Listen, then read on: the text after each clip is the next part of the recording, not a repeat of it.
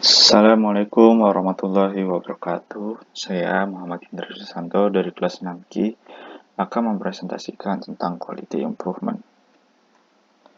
Quality improvement adalah mengidentifikasi indikator mutu dalam pelayanan, memonitor indikator tersebut, dan mengukur hasil dari indikator mutu tersebut yang tentunya mengarah pada outcome, serta selalu berfokus dalam rangka peningkatan proses, sehingga tingkat mutu dari hasil yang dicapai akan meningkat. Nah, perbaikan kualitas menjadi inisiatif penting dalam meningkatkan daya saing bisnis. Beberapa pendekatan dan metodologi perbaikan kualitas telah dikembangkan, seperti Kaizen, Deming Cycle, dan Six Sigma. Nah, yang pertama, kali ini kita akan membahas tentang Kaizen. Nah, banyak organisasi yang menerapkan pendekatan Kaizen dalam perbaikan kualitas untuk memecahkan permasalahan yang paling urgent.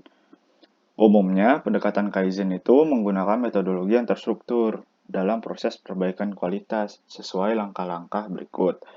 Yang pertama itu, mendefinisikan dan menganalisis masalah. Yang kedua, mengembangkan ide dan alternatif solusi masalah. Yang ketiga, mengevaluasi ide dan memilih solusi alternatif terbaik. Yang keempat itu, melaksanakan solusi masalah. Perbaikan kualitas dengan menggunakan pendekatan Kaizen dengan memanfaatkan pertemuan tim, perbaikan kualitas yang dikenal dengan Kaizen Event, atau sering disebut juga dengan Kaizen Blitz. Umumnya, dalam Kaizen Event ini melibatkan semua anggota organisasi dari berbagai unit atau divisi yang mewakili berbagai tingkatan organisasi, mulai dari staff, supervisor, manajer, sampai kepada direksi. Dalam Kaizen Event ini dibahas permasalahan kualitas yang perlu solusi perbaikan sangat segera atau urgent. Selanjutnya kita akan ke Deming Cycle.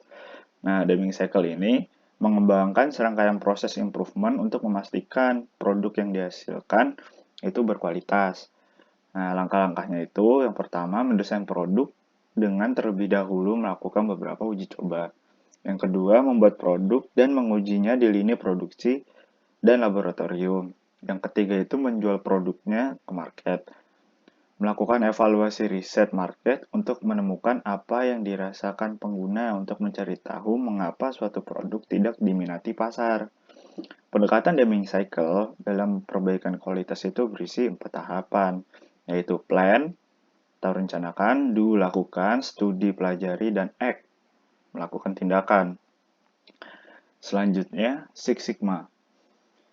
Metodologi Six Sigma dalam perbaikan kualitas merupakan pendekatan sistematis yang dikenal dengan DMAIC, yaitu singkatan dari Define, Measure, Analyze, Improve, dan Control. Yang pertama ada Define. Nah, setelah proyek Six Sigma mulai dijalankan, langkah pertama adalah mendefinisikan permasalahan dengan jelas.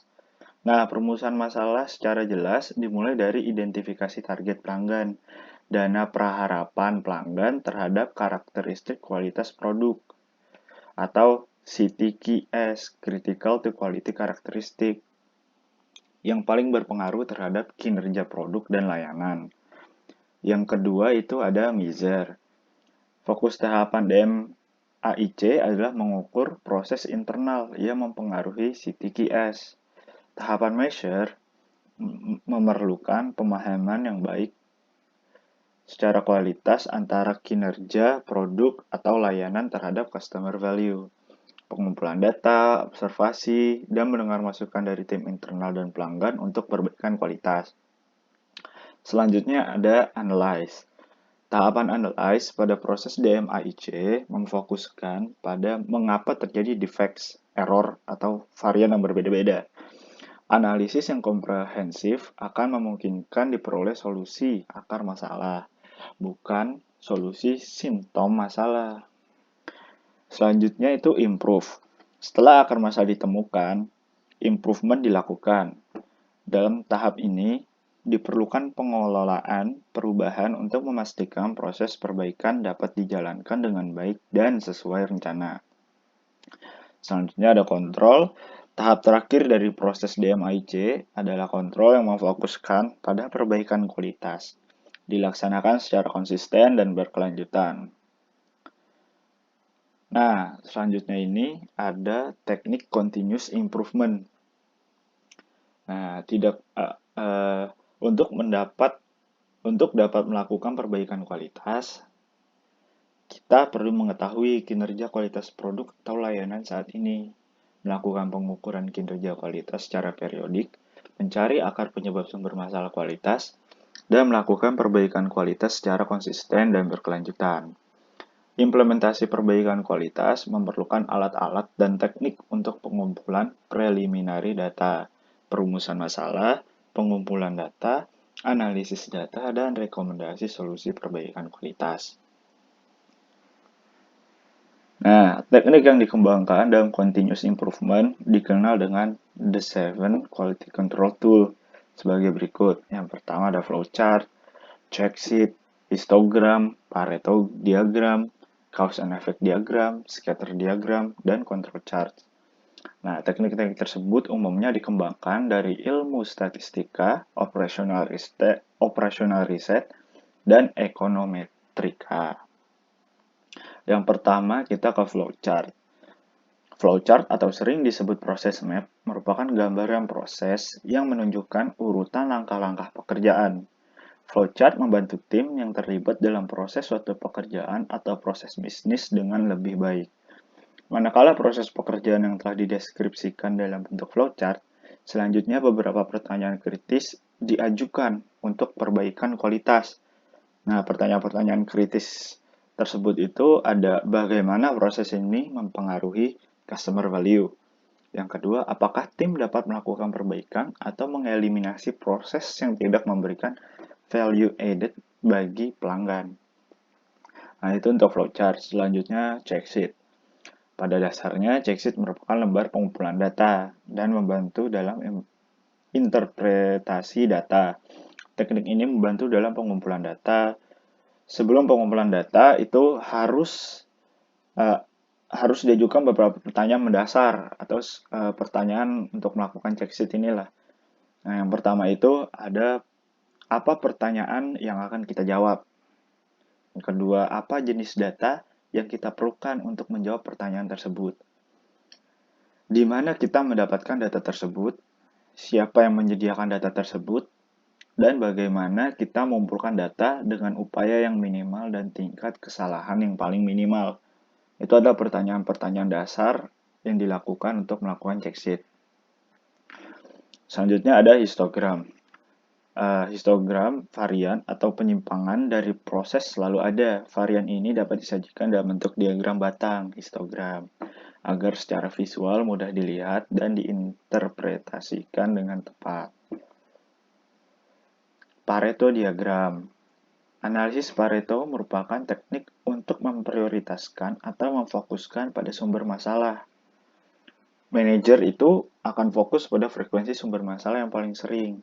Nah, umumnya aturan Pareto adalah 20/80, artinya 20% sumber masalah akan berdampak terjadinya masalah 80%.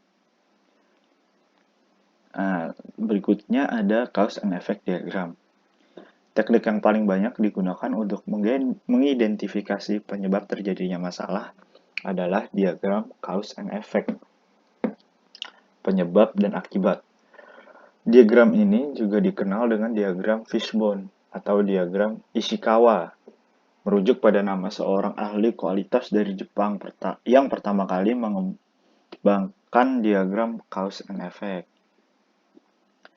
Nah, dalam menggunakan diagram cause and effect, umumnya dilakukan dengan cara brainstorming, sehingga setiap anggota organisasi dapat berkontribusi, identifikasi akar masalah.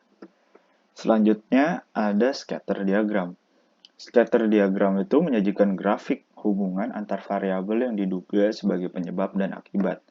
Scatter diagram membantu manajer dalam melakukan improvement dengan fokus pada penyebab yang paling berpengaruh terhadap masalah kualitas. Analisis regresi dapat digunakan untuk analisis pengaruh dengan multiple variabel. Nah, yang terakhir ada control chart. Teknik ini pertama kali dikenalkan oleh Walter Sheward pada tahun 1924. Teknik ini dikembangkan berdasarkan statistik process control atau SPC. Control chart membantu manajer dalam mengidentifikasi peluang improvement dan verifikasi hasil improvement dengan yang diinginkan. Nah, terakhir, perbaikan kualitas itu memerlukan tindakan manajer yang konsisten dan berkelanjutan. Pengukuran dan pengendalian atas kinerja kualitas penting untuk dilakukan. Penggunaan teknik-teknik quality control akan membantu manajer dalam quality improvement, sehingga solusi dapat dilakukan. Nah, sekian presentasi tentang quality improvement dari saya. Bila ada kekurangan, mohon dimaafkan. Wassalamualaikum warahmatullahi wabarakatuh.